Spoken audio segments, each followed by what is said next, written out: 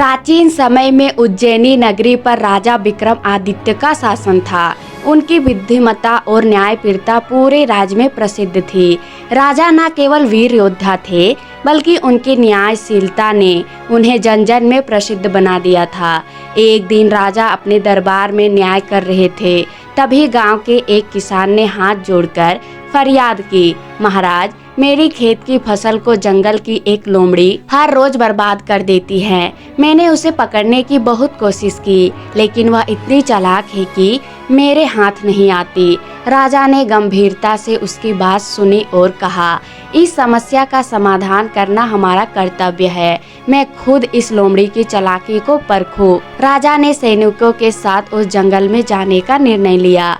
जंगल में पहुंचने पर राजा ने देखा कि लोमड़ी न केवल किसान की फसल खा रही थी, बल्कि उसे खाने के बाद बचा हुआ अनाज चिड़ियों और अन्य छोटे जानवरों को बांट रही थी। यह देखकर राजा को लोमड़ी की चालाकी का अंदाजा हुआ। उन्होंने अपनी योजना बनाई। अगले दिन वे किसान के खेत के पास छिप गए। लोमड़ी आई और फसल खाने लगी। राजा ने चुपके से जाल बिछाया, लेकिन जैसे ही जाल गिरा, लोमड़ी अपनी फुर्ती से बचकर निकल गई। उसने पीछे मुड़कर राजा को देखा और बोली, हे महाराज, मुझे पकड़ना आसान नहीं है। मैं किसी से अन्याय नहीं करती। राजा ने लोमड़ी का पीछा किया और उसे समझाते हुए बोले, अगर तुम सच में निर्दोष हो तो क्यों भागती हो? न्याय से डरने की आवश्यकता नहीं है। लोमड़ी ने हंसते हुए उत्तर दिया, महाराज, मैं आपकी न्यायप्रियता के बारे में जानती हूँ, लेकिन मुझे इंसानों से डर लगता है। उन्होंने हमेशा मुझ पर झूठे आरोप लगाए हैं। मैं फसल खाती हूँ, लेकिन उसका कुछ हिस्सा जंगल के अन्य जीवों के लिए छोड़ देती हूँ। राजा ने लोमड़ी से कहा, अगर तुम सच कह रही हो तो मैं तुम्हारा पक्ष सुनने को तैयार हूँ, लेकिन तुम्हें दरबार में उपस्थित होना होगा। वहीं तय होगा कि सही क्या है। लोमड़ी ने राजा की बात मान ली। अगले दिन दरबार में किसान, लोमड़ी और गवाह को बुलाया गया। राजा ने सभी पक्षों की बात ध्यान से सुनी। उन्होंने पाया कि लोमड़ी का कहना सही था। वह केवल अपनी जरूरत भर का खाना लेती थी और बाकी को जंगल के जानवरों के लिए छोड़ देती थी।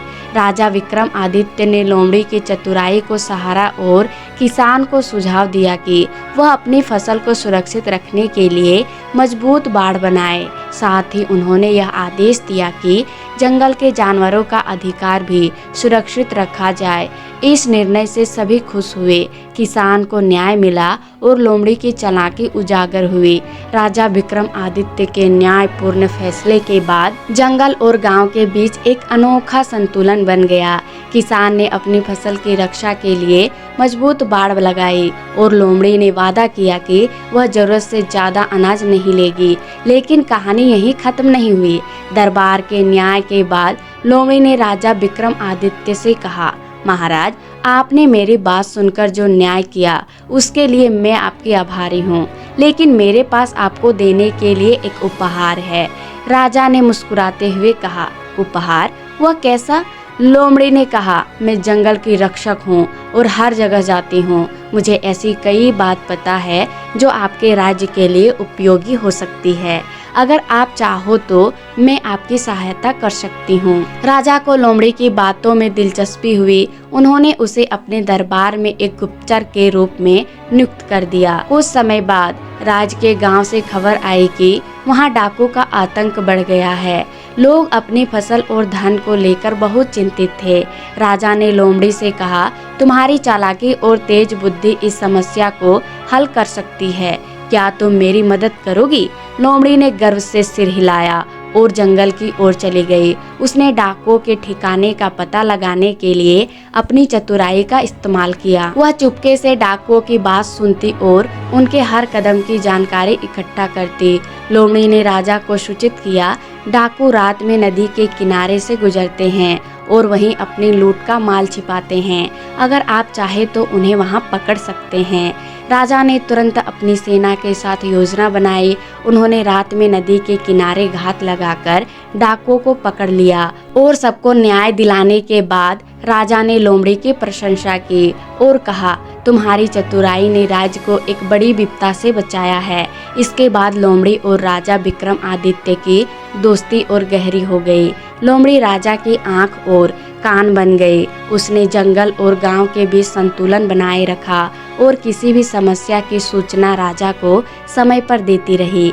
एक दिन व्यापारी ने दरबार में शिकायत की कि जंगल से एक भालू उसकी गाड़ियों को तोड़ता है और सामान लूटता है।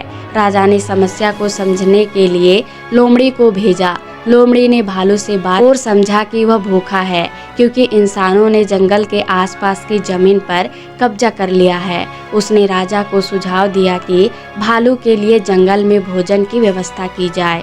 राजा ने तुरंत आदेश दिया कि जंगल में पौधे और फलों का उत्पादन बढ़ाया जाए। राजा विक्रमादित्य और लोमड़ी की इस अनोखी साझेदारी ने दिखाया कि समझदारी, चतुराई और न्याय के साथ किसी भी समस्या को हल किया जा सकता है। इस कहानी का संदेश यह है कि अगर इंसान और प्रकृति के बीच सामंजस्य हो तो न केवल समाज में शांति स्थापित होती है बल्कि हर जीव अपना स्थान पाकर खुश रहता है। राधे राधे।